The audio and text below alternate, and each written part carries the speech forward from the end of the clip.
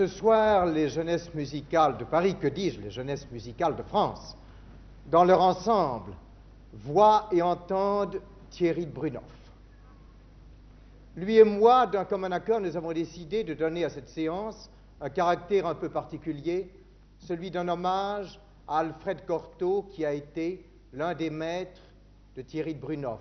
Non pas le seul, mais celui de qui il tient son esthétique et qu'il considère, je le sais, comme son père spirituel. Cortot, c'était Schumann, c'était Liszt, c'était Fauré, c'était Debussy, c'était Franck, c'était bien d'autres musiciens encore. Mais c'était essentiellement Chopin.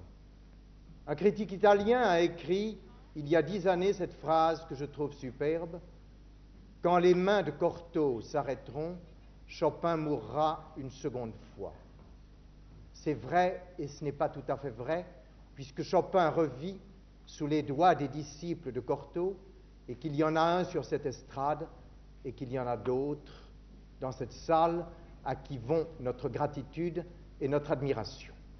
C'est donc Thierry de Brunoff qui va jouer immédiatement la berceuse de Chopin, mais je crois que ce sera aussi un peu Cortot.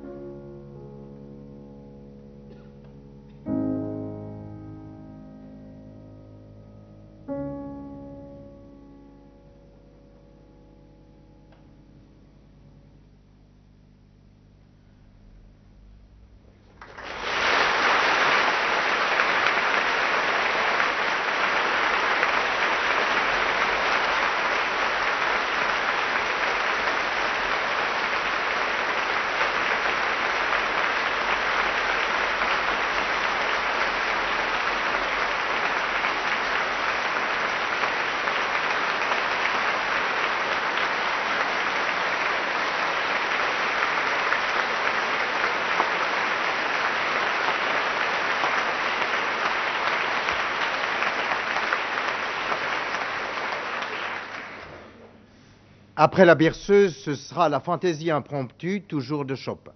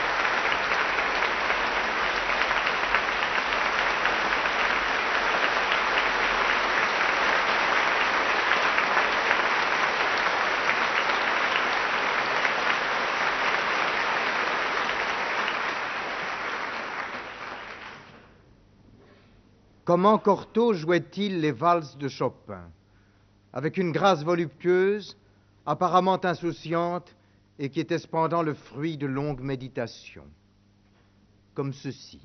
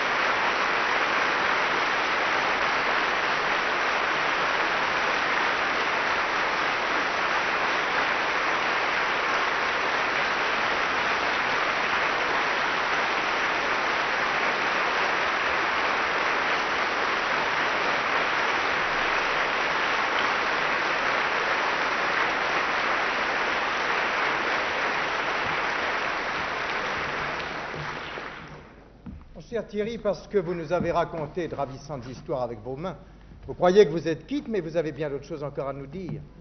Et vous ne savez pas dire ce que vous allez vous dire. On va vous poser des questions. Quelqu'un va bien vouloir se détacher avec un micro portatif pour que les poseurs ou les poseuses de questions puissent vous demander vos confidences et vous interroger. Monsieur, mademoiselle, c'est vous, monsieur, qui prenez le premier la parole. Peut-on savoir pendant combien de temps vous avez travaillé avec Alfred Cortot? Je vais le répéter à haute voix, peut-être. Pendant combien de temps avez-vous travaillé avec Cortot? Eh bien, exactement pendant 18 ans. J'ai commencé à l'âge de 10 ans et j'ai terminé, hélas, avec sa mort. Mademoiselle? À quel âge êtes-vous devenu son élève? Ah, À l'âge vous de venez 10 de ans. répondre.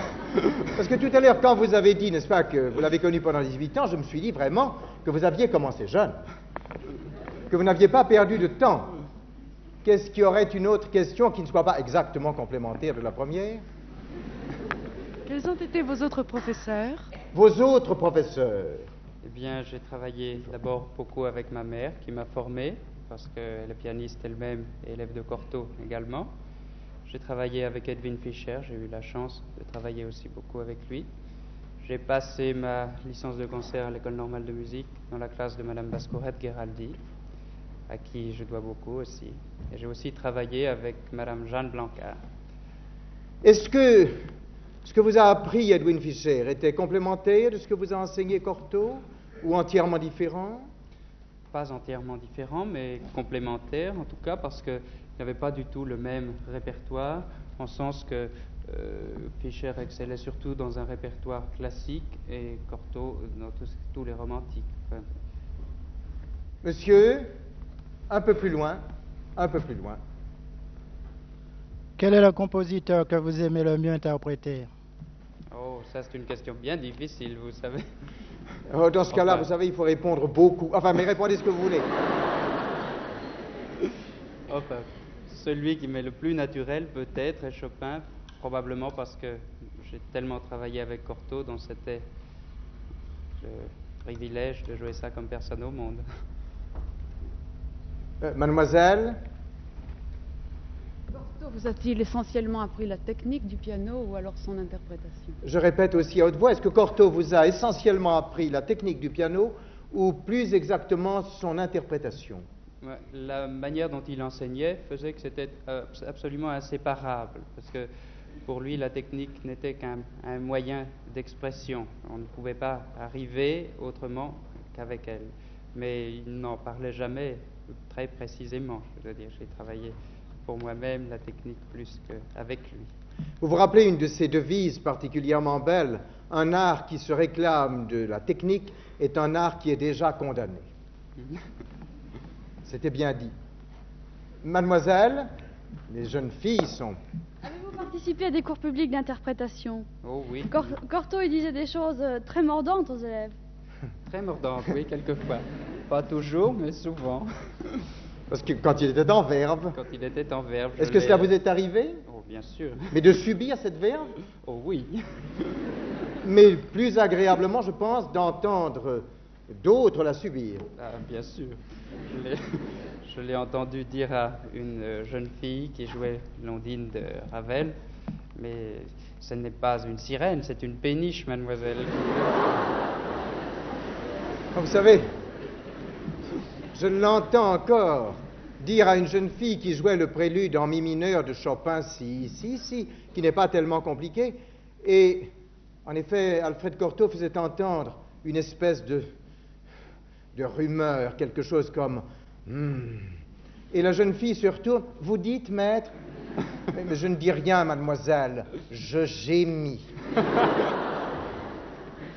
J'ai loué le ciel de ne pas être à la place de la malheureuse. Mademoiselle, plus près de nous. Le don Attendez, essentiel. mademoiselle, dites dans le micro Oui. parce que... Quel si était vous d'après dites vous en effet- le don essentiel de Cortot? Le don essentiel, Le don essentiel musicalement, c'était le don de la sonorité, le don de la couleur, le pouvoir d'imagination absolument illimité qu'il pouvait avoir et par lequel il vous faisait justement trouver à vous-même des sonorités, ce qu'il faut mettre dans la musique. Mademoiselle, En dehors de la musique, quel homme était Cortot? quel homme était Cortot en dehors de la musique, vous demande-t-on? Cela aussi appelle beaucoup de développement. Il faudrait parler très longtemps pour pouvoir le dire. Un homme prodigieusement intelligent, une immense culture, avec le sens de l'humour, extrêmement dur avec lui-même, d'une puissance de travail fabuleuse, d'une immense volonté aussi. C'était pas un mauvais exemple. Est-ce que quelqu'un voudrait encore poser une question?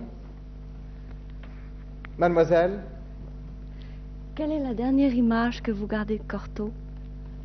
Oh, la dernière image de Cortot, et là, c'est une image... Non, c'est une très bonne image. C'est justement quand j'ai travaillé le carnaval avec lui. C'est une des dernières leçons que j'ai prises, une des plus longues, une des plus intéressantes, une des plus dures, mais j'ai appris énormément avec ça. Il était absolument on avait l'impression qu'il avait quelque chose à dire, comme une espèce de message à transmettre, et qu'il se sentait justement très proche de la fin et pressé de le dire. C'est bien que je n'ai pas pu jouer beaucoup, tellement il m'a interrompu pour me dire ce qu'il pensait. Mais c'était extrêmement intéressant. En somme, mon cher Thierry, vous l'avez connu à plusieurs âges de sa vie, mais plutôt vers la fin, et nos amis dans cette salle l'ont plutôt entendu assez âgé. Moi, j'ai le triste privilège de l'avoir entendu, et agréable en même temps, et magnifique privilège de l'avoir entendu dans tout l'éclat de sa gloire. Est-ce que vous voulez qu'ensemble, nous feuilletions quelques-unes des images de votre maître? Tenez, celle-ci, enfin qui leur présente. Oui, voilà en effet le vieux Cortot des dernières années. Un visage sévère, sabré de rides. Mais tant de charme quand il était de bonne humeur. Et il l'était souvent. Eh bien, ce vieux monsieur, qui tous les jours jusqu'à la fin s'asseyait à son clavier, avait été comme tout le monde un petit garçon. Puis, un jeune homme. Et même un tourlourou. Un tourlourou qui, aussitôt après le service militaire, avait adopté une allure romantique, la mèche, la moustache, tout y était. Puis, plus de moustache, mais quelle chevelure! Et quel regard! Il vous dévorait. Et sur cette photo, peut-être plus encore que sur la précédente. Une belle signature, ma foi, pour un graphologue, ce serait une aubaine. D'ailleurs, j'ai fait l'expérience. En 1904, c'est la constitution tout à fait fortuite du célèbre trio Cortot-Thibault-Casals. Que voici 15 ans plus tard entourant Fauré, dont ils viennent de créer le trio. C'est aussi le moment où Cortot quitte le conservatoire et fonde l'école normale de musique. Entre-temps, beaucoup d'événements, de rencontres. Voici Cortot avec le grand Isaïe. Et avec le jeune Menuhin, c'est des amis à Meudon. Sur cette photo, on trouve rassemblés Enesco, Yvonne Astruc, Marcel Ciampi, Thibault, Cortot, Menuhin et le jeune Yves Ciampi qui ne faisait pas encore de cinéma. Qui pourrait croire que voici Cortot déguisé en gaucho lors de sa première tournée américaine? C'était déjà la belle époque de la publicité voyante. Avec Thibault, sur le pont d'un transatlantique, voguant vers l'Amérique du Sud. Sur le pont d'un autre transatlantique, ils encadrent Paderewski. Mais par un juste retour des choses, c'est Cortot à présent que les deux reines d'Angleterre encadrent ici. Et c'est à l'impératrice du Japon qu'il présente ses hommages. La souveraine lui fait cadeau du Nil, Cortoshima. Cela signifie symboliquement solitaire dans l'île du rêve, comme cela lui va bien. Est-ce qu'un virtuose n'est pas toujours solitaire sur l'estrade? Un des derniers portraits de Cortot, à Prades, avec son vieil ami Casals. Ce sera la dernière fois qu'il paraîtra en public. Vous n'avez jamais été frappé par l'extraordinaire ressemblance entre certains portraits de Cortot à 40 ans et le seul portrait qu'on possède de Chopin 1 an avant sa mort? Mais oui, parbleu, et c'est probablement pour cela qu'il le jouait si bien. Ce que nous allons demander maintenant à Thierry Brunoff, c'est de ressusciter le jeune, le tout jeune Cortot, le Cortot de 19 ans, le Cortot du 3 juillet 1896, qui décroche un retentissant premier prix à l'unanimité, premier nommé, avec la 4e ballade de Chopin, et s'attire le lendemain de la part d'Alfred Bruneau dans Le Matin, cette critique qui est brève, mais éloquente et prophétique, un génie musical nous est né. Cortot ne perd pas la tête, pour autant. Il se rend au bureau de poste le plus proche, et il télégraphie à sa mère retenue en province, premier prix, unanimité, suis heureux, vais pouvoir bien travailler. Vais pouvoir bien travailler, ça c'était tout Cortot.